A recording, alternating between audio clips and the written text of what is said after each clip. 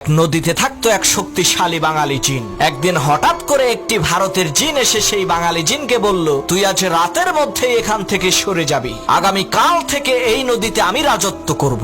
ভারতের জিনের এই ধমকি শুনে বাঙালি জিনটি একটি জেলের কাছে গিয়ে বলল, ভাই তুমি যে এই নদীতে মাছ ধরো, আজ পর্যন্ত আমি কি তোমাকে কোনো কষ্ট দিয়েছি? জেলে বলল, না তা তো দেন নাই। তখন সেই বাঙালি জিন বলল, তাহলে আজ রাতে তুমি আমাকে একটু সাহায্য করবা, আমি ভারতের এক জিনের সাথে লড়াই করব। তখন আমি তোমাকে ডাক দিয়ে বলবো, বড় ভাই আপনি আসেন। তুমি তখন বলবা, ওরে ধর আমি আসতেছি। জেলে বলল, ঠিক আছে। কথা অনুযায়ী রাতের বেলা বাঙালি জিন আর ভারতের জিনের মধ্যে তুমুল লড়াই শুরু হয়ে গেল। এমন সময় বাঙালি জিন বলল, বড় ভাই আপনি আসেন। তখন জেলে বলল, ওরে শক্ত করে চেপে ধর, আমি আসতেছি। এই কথা শুনে ভারতের জিন বলল, সর্বনাশ, ছোট ভাইয়ের সাথে লড়াই করতেই আমার জান বের হয়ে যাচ্ছে, আর বড় ভাই আসলে তো আমার কেল্লা ফতে হয়ে যাবে। ওরে বাপুরে, আমি গেলাম।